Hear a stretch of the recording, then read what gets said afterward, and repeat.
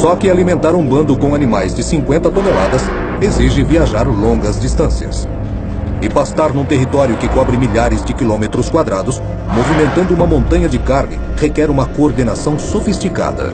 Uma coisa interessante sobre os saurópodes é que eles tinham um aumento da medula espinhal bem no final da coluna. Era como um segundo cérebro que controlava a parte de trás do corpo. Era a chamada expansão sacrolombar, um feixe de nervos que agiam como um cérebro primitivo, controlando os movimentos das pernas e da cauda. O cérebro do Sauroposeidon era pequeno demais e ficava muito distante para controlar as pernas dianteiras e traseiras.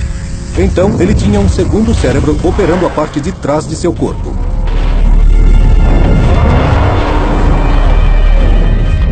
A razão pela qual animais como o Sauroposeidon tinham essa expansão sacrolombar é porque havia muita coisa acontecendo lá atrás.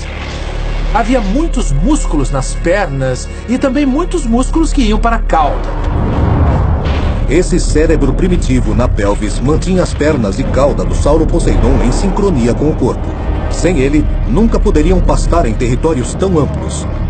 Mais ainda, talvez nem conseguissem andar.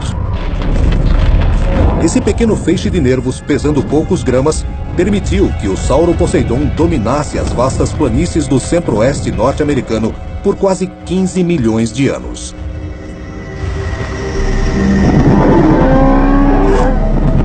O outro herbívoro era muito diferente. Era pequeno, fraco e muito inteligente. Mas, assim como o Sauroposeidon, o Parasaurófilo vivia em bando. Eles ficavam juntos e estavam sempre alertas às ameaças. Mas o Parasaurófilo tinha um problema. Os olhos ficavam nas laterais da cabeça e os campos de visão não se sobrepunham. Isso criava um ponto cego à frente, dando uma oportunidade para o predador. Eles não podiam ver bem atrás deles e também deviam ter problemas para enxergar diretamente em frente. Era um mundo visual bem diferente do que podemos imaginar. Mas o Parasaurófilo conseguiu contornar o problema.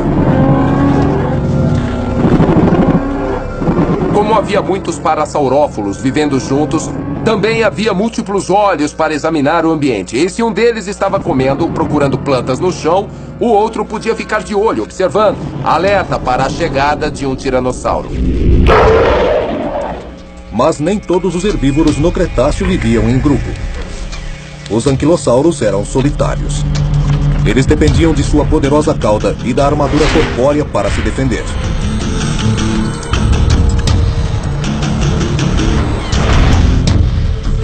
Sem o bando para protegê-lo, o anquilossauro tinha que se cuidar sozinho.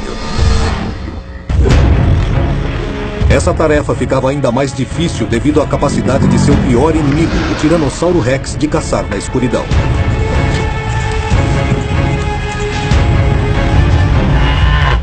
Felizmente, o anquilossauro tinha outra arma efetiva no arsenal: um olfato muito refinado.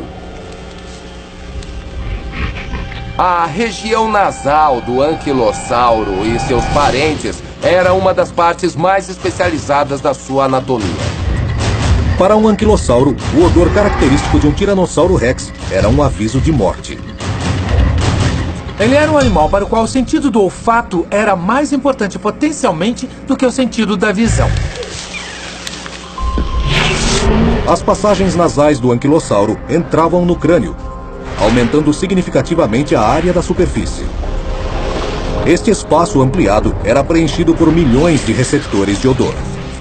Era uma passagem nasal complexa, tortuosa e louca que começava na narina, dava várias voltas pelo focinho e descia pela garganta. O nariz supersensível do anquilossauro podia detectar um carnívoro a mais de 3 quilômetros. Se ele pudesse farejar um tiranossauro chegando, teria um alerta precoce e ele poderia reagir apropriadamente. Para um tiranossauro faminto, isso significava que a refeição havia sumido no ar. Nunca subestime um vegetariano.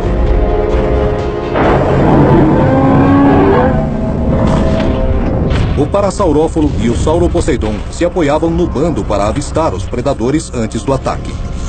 O anquilossauro tinha um arsenal de sentidos para manter os carnívoros longe.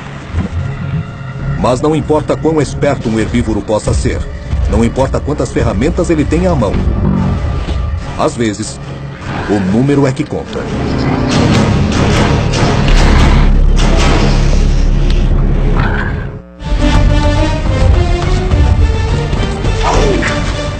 Para um herbívoro, viver no Cretáceo era ser alvo. As armas e estratégias de ataque dos carnívoros ficavam mais letais a cada geração. Os herbívoros estavam sempre tentando alcançá-los, criando novas maneiras de se defender, crescendo a proporções enormes, desenvolvendo armaduras para proteção, encontrando segurança nos bandos, ou decidindo qual a melhor hora para uma retirada estratégica.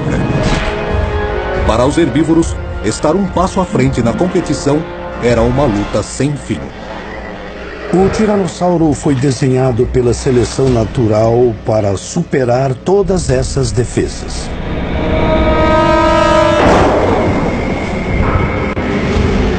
Um tiranossauro rex podia caçar escondido na escuridão.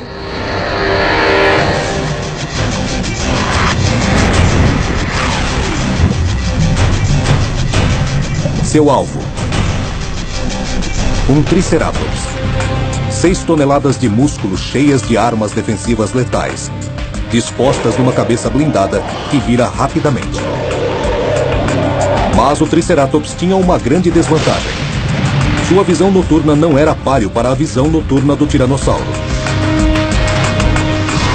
O tiranossauro rex avançava para matar.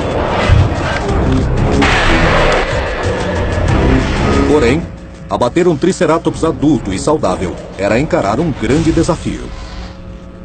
Isto é, se o tiranossauro estivesse caçando sozinho. Provavelmente o único jeito de um tiranossauro derrubar um triceratops com sucesso e segurança era tendo pelo menos mais um tiranossauro para emboscá-lo pelas costas, enquanto ele ficava na frente chamando a atenção do triceratops. Trabalhando em equipe, o carnívoro supremo dava o golpe mortal. Para o tiranossauro, era um verdadeiro banquete. Esta batalha ocorreu muitas e muitas vezes, provocando mudanças evolutivas nos carnívoros. E em resposta, os herbívoros também evoluíram. Quase que como uma corrida armamentista entre herbívoros e carnívoros. Os herbívoros se protegem e os carnívoros mudam de forma a atacar e ter força suficiente para matar os herbívoros. A corrida armamentista entre predador e presa continuou por milhões de anos. Os carnívoros desenvolveram as ferramentas para matar mais efetivas já vistas na Terra. Os herbívoros pré-históricos desenvolveram defesas que não são vistas hoje em dia. O Parasaurófilo, com seu chamado tão poderoso que era uma arma perigosa. O Sauro Poseidon, maior do que qualquer outra criatura terrestre que pisou no planeta. O anquilossauro, com uma arma na cauda e uma armadura que parecia um colete à prova de balas. E o Triceratops, o pugilista com um crânio tão forte, capaz de deter a mordida de um tiranossauro rex.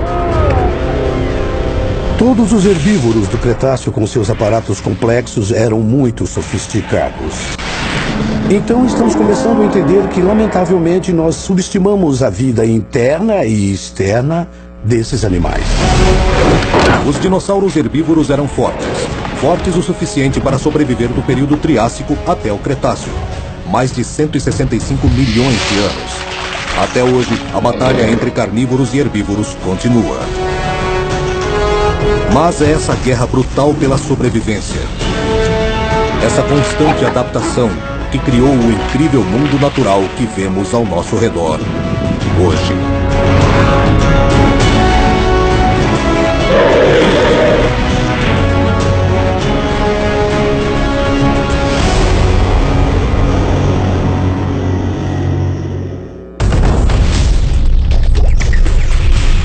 Versão brasileira, Tempo Filmes, São Paulo.